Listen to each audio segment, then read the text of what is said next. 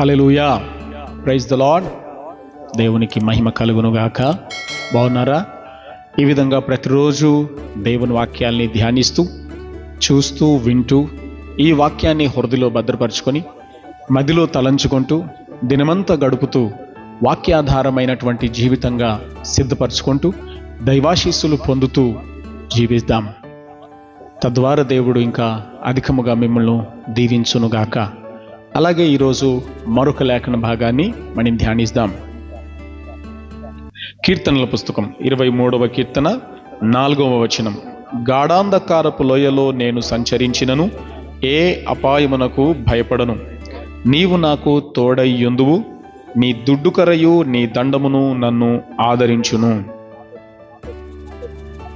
చాలాసార్లు మన జీవితంలో కొన్ని చీకటి ఛాయలు, కొన్ని దుఃఖకరమైన పరిస్థితులు, బాధపడవలసినటువంటి స్థితులు ఏర్పడుతూ ఉంటాయి.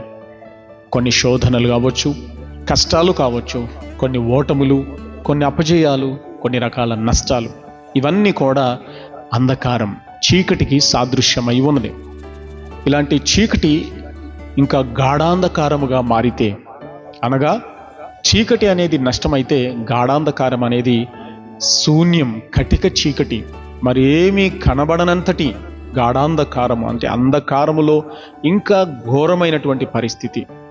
అయితే అలాంటి పరిస్థితుల్లో కూడా కీర్తనకారుడు అంటున్నాడు, గాఢాంధకారపు లోయలో సంచరించినను ఏ అపాయమునకు భయపడను.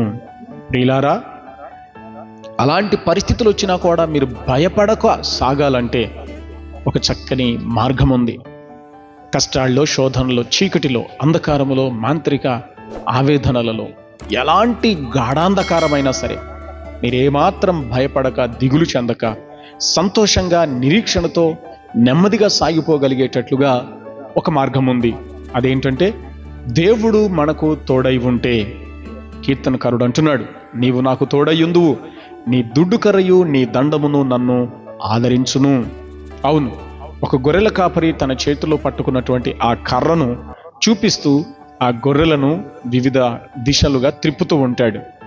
ఆ గొర్రెల కాపరికి సాదృశ్యమే ఆ దుడ్డు కర్ర అయి ఉన్నది. అలాగే మన జీవితాల్లో కూడా ఆయన ప్రధాన కాపరిగా ఉండి ప్రతి విధమైనటువంటి చీకటి, అంధకారపు శోధనలలో తోడుగా ఉండి మనల్ని నడిపిస్తాడు. అదే సమయంలో అంధకారంలో వెలుగును కురిపిస్తాడు, చక్కని మార్గాన్ని ఉపదేశిస్తాడు, మంచి త్రోవలలో నడిపిస్తాడు. కనుక ప్రియులారా, ఈరోజు మీ జీవితంలో ఏ చీకటి కమ్మునో, ఏ అంధకారం అలుముకొనునో, ఏ శోధన ఆపదలు ఆపునో అని దిగులు చెందుతున్నారా? భయపడకండి. దేవుడు మీకు తోడుగా రానయ్యున్నాడు. విశ్వసించండి, ప్రార్థించండి, ఆయన అడగండి, ప్రభువా నాతో కూడా రండి అని. ఆయన మీతో వచ్చి ఆ చీకటి అంధకారపు గడియల్ని వెలుగుగా మార్చి మీ జీవితాలలో శాంతినిస్తాడు, ధైర్యాన్ని ఇస్తాడు, నిబ్బరాన్ని కలుగజేస్తాడు. దాని కొరకే ప్రభుతో సాగడానికి సిద్ధపడదాం, ప్రార్థన చేద్దాం. ప్రేమ నమ్మకము కలిగిన మా ప్రియ పరలోకపు తండ్రి, మీ ఘనమైన నామమునకు వందనాలు. అయ్యా, మానవులముగా మేము ఈ లోకంలో ఎన్నో రకాలైనటువంటి చీకటి, శోధనలు, అంధకారములు, బాధలు, కన్నీళ్లు, వేదనలు అనుభవిస్తూ ఉన్నాం. అయితే వీటన్నిటిలో కూడా భయపడక, జడియక, వాటిని ఎదిరించి నిలిచి సాగడానికి కావలసినటువంటి మార్గం మాకు దయచేయండి.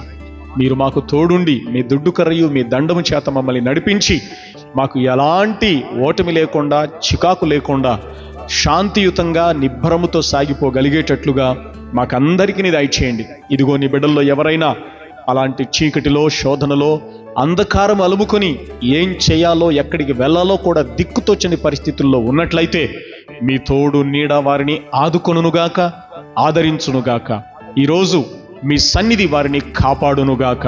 ఒక చక్కని వెలుగుమయమైన జీవితంలోనికి సాగే కృప దయచేయమని యేసు నామమున ప్రార్థిస్తున్నాను తండ్రి, ఆమెన్. దేవుని వెలుగు మిమ్మల్ని నడిపిస్తుంది. ధైర్యంగా సాగండి. God bless you.